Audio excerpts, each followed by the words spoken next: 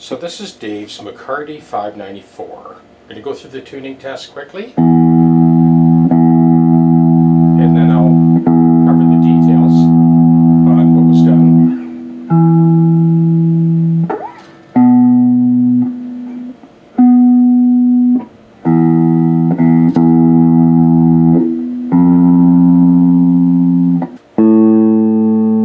There's our A string.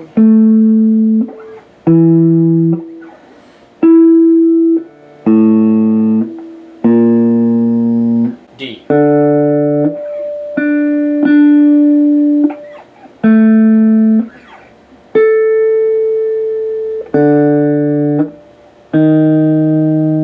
Our third string.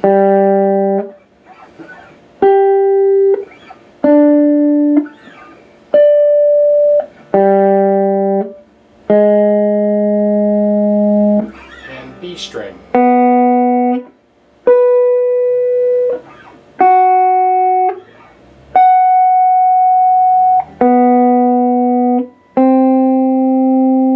First string.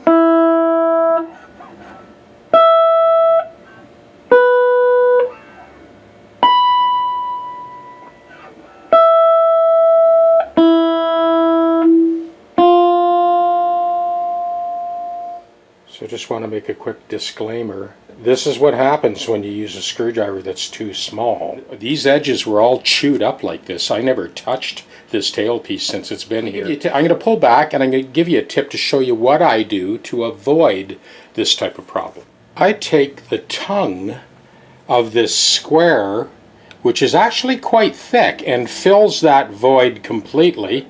I've wrapped some masking tape around there to sort of protect those edges. And that is how I adjust these. So this fills the entire void of that slot. Now you can turn this without marring the fastener like this.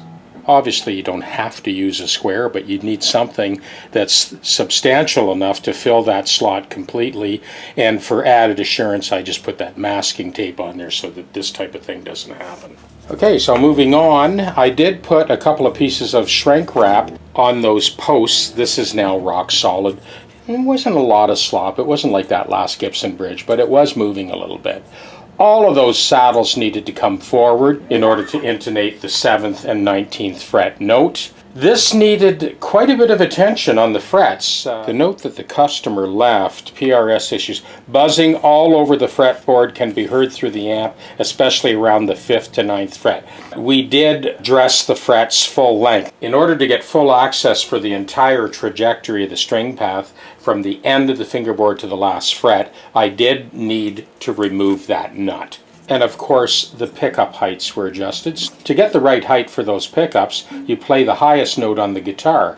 That is as close as the strings will ever get. It's generally about 3/32 of an inch, you know, a little less than an eighth or even up to an eighth. You don't want to get too close to the string because these magnets are pretty powerful. They will affect your intonation, and you will see the needle on the tuner waver if the magnets are too close to the strings.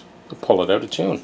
So all traces of fret wear are gone, and of course the frets are now perfectly level, dressed, recrowned, polished, and Dan is good for many years. These are a pretty healthy fret on here. It'll take them a few years to wear through those. Now initially, there's our original nut, the injection molded plastic or graphite or whatever it is, and this is our replacement nut. I have mentioned this to you Patreon 3 guys. This is a PRS 10 to 46, Mark did this years ago, and then just hung it up on a nail. So that helps me, and it will help you as well, to fast track this job. You guys that are ordering the 20 packs of compensated nuts, there's a reason I sell 20. So as you navigate the learning curve on this job, you will definitely go through 20 of those compensated nut blanks. But the point I'm making is if you get right to the end, you get really close, you're doing a Strat 9 to 46 concert pitch. If you do end up kind of blowing it at the last minute, don't throw that blank out. Do what I did, drill a hole through it, hang it up on a nail, and then the next time you get that exact same guitar, 9 to 46, Strat, you know, E-flat tuning, concert pitch, whatever it is, you can fast track it and use that nut as the model next time around. That's exactly what I did here. So these are 10 to 46 at concert pitch, and as you saw, we did our tuning check and it's perfectly in tune.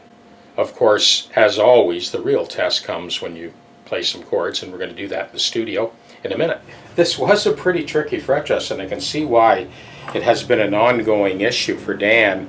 I tried the shorter straight edge at the beginning, you know, sort of trying to find one high fret, but that wasn't the issue here. It wasn't until I actually used the 10-inch, and you've heard me say this before, in the fretting kit there are 6 different straight edges that I send out, but it's the 10-inch one that really tells the tale, because you can check kind of the bottom third of the neck, middle third, and top third.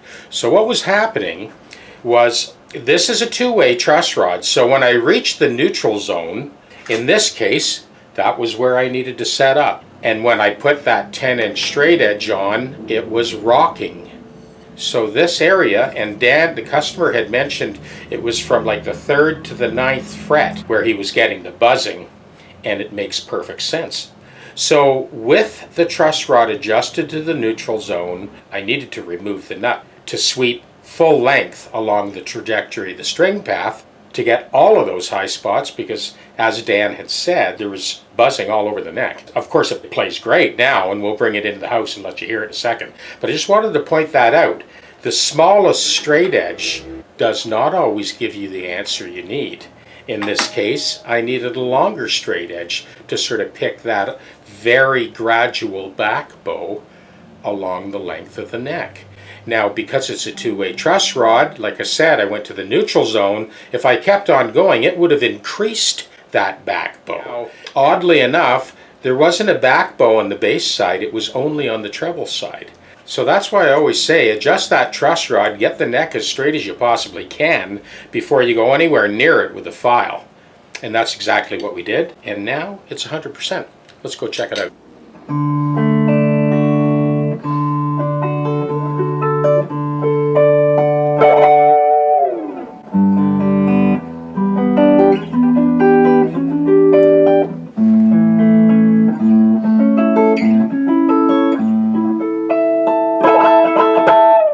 I'm still struggling with GarageBand, but I do have something recorded here. It's just kind of a B minor thing. Now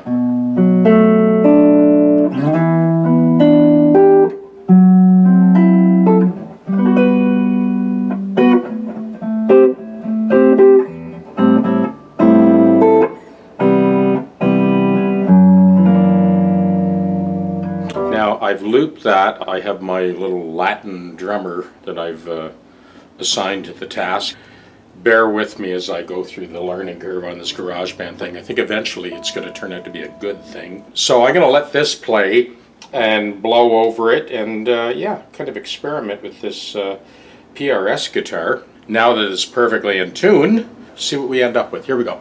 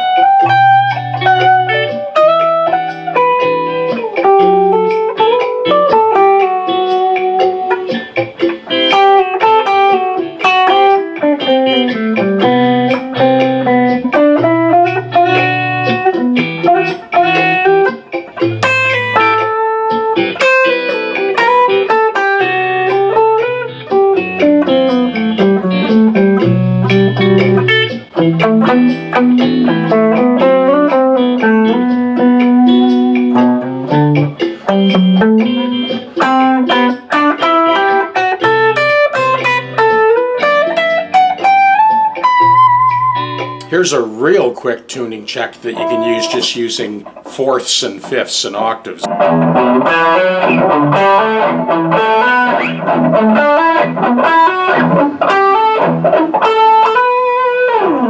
So 3 strings at a time.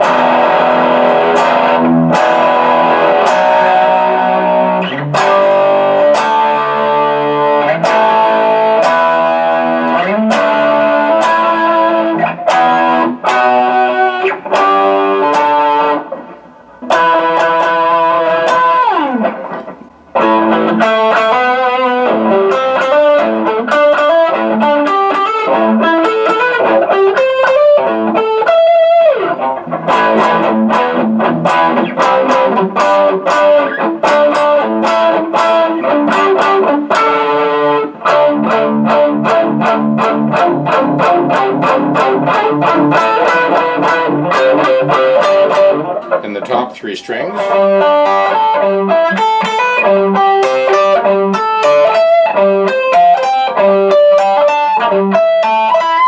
Once again, it's my ME25.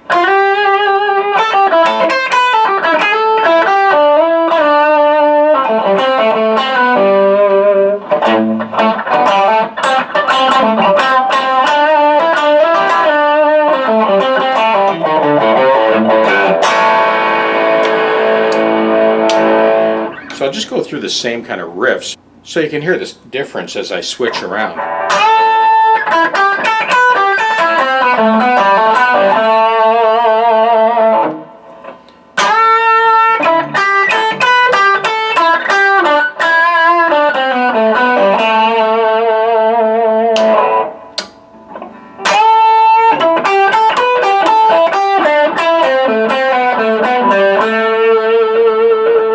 I'll pull both of these out.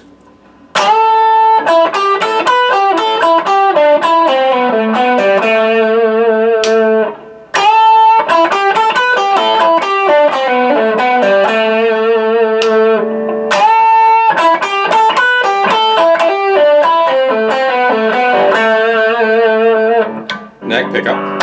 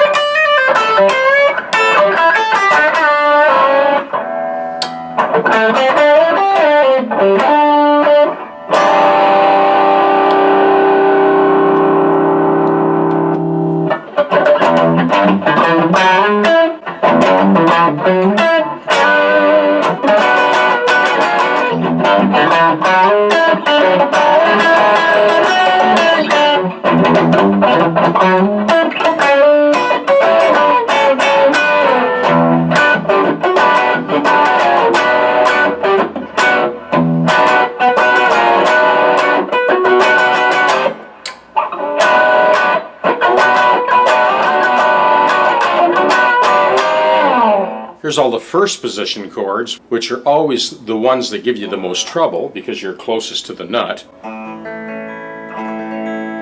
But now that the nut is compensated, even that F sharp on the D chord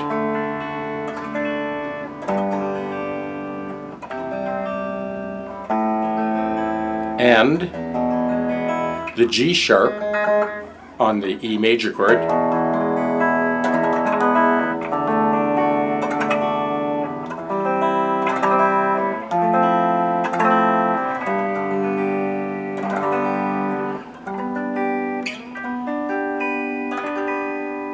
So now both of these guitars, the PRS and Dave's Les Paul, they're good for the long haul. Other than changing strings, there's nothing else they need.